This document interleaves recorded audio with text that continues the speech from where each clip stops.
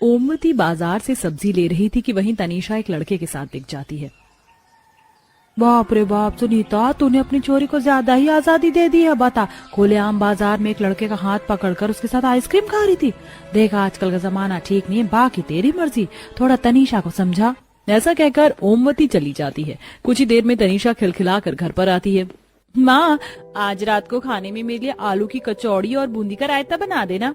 ये सब छोड़, मैंने तुझे पहले भी बोला था और आज फिर कह रही हूँ, तू उस लड़के के साथ छोड़ दे। कई औरतें मुझे बताती हैं कि वो लड़का तुझे गली में छोड़ने आया है। आज ओमवती मुझे बताकर गई कि तू बाजार में उसका हाथ पकड़कर आइसक्रीम खा रही थी। वो लड़का ठीक नहीं है, मैंने तो उसे सिगरेट पीते हुए भी देखा है। देख, माँ बाप की पसंद से ही बच्चों को शादी करनी चाहिए। माँ, पता नहीं आप उसको क्यों पसंद नहीं करती, और सिगरेट वगैरह वो शादी के बाद ही छोड़ देगा, उसने प्रॉमिस किया है। माँ, राहुल बहुत अच्छा है और मैं उसी से ही शादी करूंगी। आजकल का जमाना बदल गया है, सब लड़कियां खुद की पसंद से शादी करती हैं। बेटा, हमें सारा अनुभव होता है, इसीलिए मना कर रही हूँ। सॉरी माँ, शादी तो मैं खुद की पसंद से ही करूंगी। तनीषा अपनी माँ की बिल्कुल भी बात नहीं सुनती, जिस वजह से वह रोने लग जाती है और तनीषा खाना नहीं खाती है। कुछ दिनों बाद वह कॉलेज से शाम को 6 बजे तक नहीं आती, जिस वजह से टेंशन में सुनीता रोती है। रात को बिजली कड़कती है, तब दरवाजे पर तनीषा राहुल के साथ भीगे कपड़ों में दस्तक देती है। हे भगवान, तनीषा, तूने ये क्या अनर्थ कर लिया? तूने बिना मेरे खुद की पसंद से शादी कर ली। माँ, मैं जानती हूँ मैंने आपका दिल दुखाया, लेकिन मैं आपका आशीर्वाद लेने आई हूँ।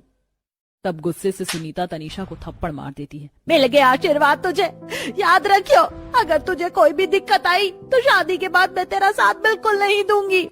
सुनीता कलेजे पर पत्थर रखकर दरवाजा बंद कर देती है। वहीं तनीषा को भी बुरा लगता है। फिर वो अपने ससुराल जाकर गृह प्रवेश करती है, जहाँ कुछ दिन तो ससुराल वाले बहुत अच्छे से पेश आते हैं, लेकिन फिर धीरे धीरे सब जहर उगलते हैं। एक दिन खाने में जरा सा नमक क्या ज्यादा हो जाता है। ये कैसा खाना बनाया है? रोज रोज अजीब सा खाना बना कर ले आती हो, क्या बात है? तुम्हारी माँ ने तुम्हें कुछ सिखाकर नहीं भेजा? राहुल, तुम क्या कर रहे हो? मुझे दर्द हो रहा है, गलती से हुआ है ये।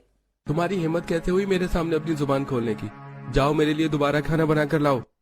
बेटा, मेरा तो चूल्हे की दाल बाटी चूरमा खाने का मन कर रहा है, इसको बोल वही बना कर लाए। लेकिन माँ जी, इतनी गर्मी में चूल्हे पर दाल बाटी चूरमा कैसे बनाऊंगी?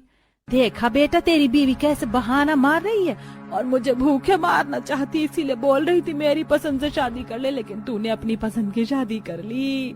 ये सुनते ही राहुल तनीषा को एक करारा थप्पड़ मारता है और उसका सर दीवार में लगता है, जिससे माथे से भी खून निकलने लगता है। माँ जी, राहुल, तुम मुझे मार क्यों रहे हो? चुप, बिल्कुल चुप। तुझे शादी करके इस घर में लाया हूँ और अब मेरी माँ